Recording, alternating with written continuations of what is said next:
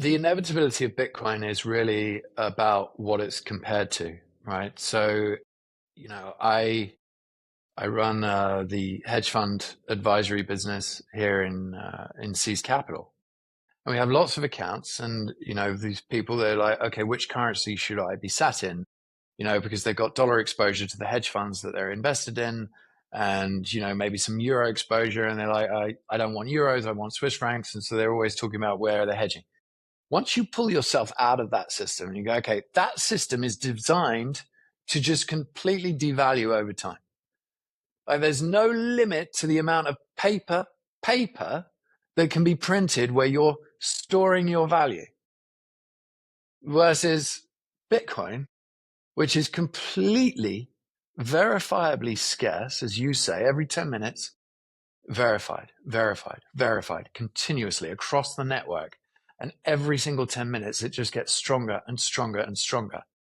Whereas, when you're trying to compare that to US dollar or even Swiss franc, which is probably the best of the nonsense fiat currencies, it's not even a comparison.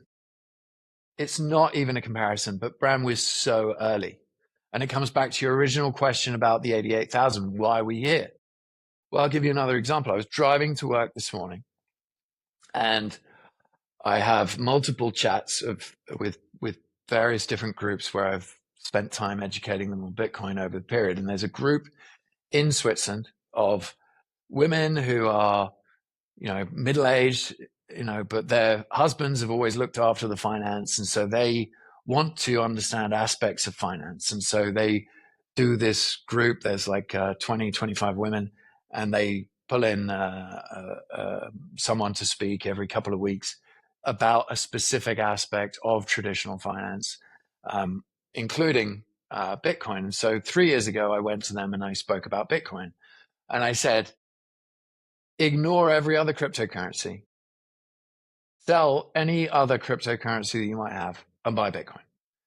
And, the question inevitably came out, oh, what about Ethereum? So I explained why Ethereum was going to, fail over time and depreciate against Bitcoin in the long term. And so I'll continuously post stuff into this chat. And I think yesterday I'd posted something about how Bitcoin, I think it was BitPain on Twitter, had posted that in November, last time we were at 88,000, Bitcoin 88,000, Ethereum was at 2,700 or something. And today we're back at 88,000 and Ethereum's at 1,500. So Ethereum's lost like over 50% of its value in the last 5 months. So I posted this on the chat, and someone came back on the chat and said, do you think now that Bitcoin's starting to decouple and outperform, that it would be a good time for me, and bear in mind, I've been talking to these ladies for 3 years about Bitcoin, it would be a good time for me to sell my Ethereum and buy Bitcoin?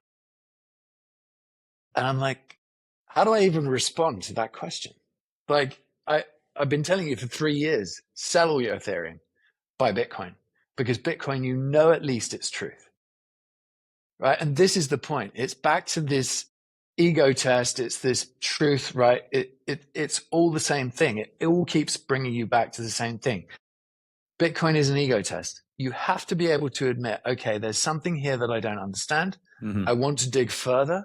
Yes. And so I'm prepared to go into it and start to ask myself questions that might be uncomfortable. Do I really need to diversify my portfolio? Do I really need to buy 10 other cryptos to diversify against Bitcoin? Or do I just dig deeper and deeper and understand that this is the only thing that is real truth in a sea of assets that are complete nonsense, right? I mean, even NVIDIA, which, has been the darling of Mag 7 stocks for the last year and a half, you have no idea what's going to happen with the leadership of that company. They could do something fraudulent tomorrow, start stealing money, and all of a sudden, you've got a failed company as a result. Bitcoin is truth. Nothing can be changed in that protocol, and that's the test. If you're willing to just say, okay, I'm going to do the work, I'm going to really go deep on this. Once you understand it, then there's no other question in your mind. It's inevitable. Of course, it's a gift at 88,000 because it's worth at least $1 million today. So, you know, that, yeah. I mean, I'm kind of answering a lot of the questions with that example, I guess, but you need to be able to just break it all down and just say, okay, why am I selling all my Ethereum? Why is Richard telling me to sell all my Ethereum? Yeah. Is there something truth, or is he just someone who wants to pump his own bags in Bitcoin? Because I had that, by the way, I did a traditional finance podcast recently. Of course. And the comments are hilarious. They're like, Bitcoin scammer, you know, this, that, the other negative about Bitcoin. And you're like, we're so early. Yeah. People just cannot accept that Bitcoin might be something different to the way that they see it, the lens that they see the universe through, which is, well, obviously it's too good to be true. Obviously it's a scam. And projecting maybe to some degree their own behavior on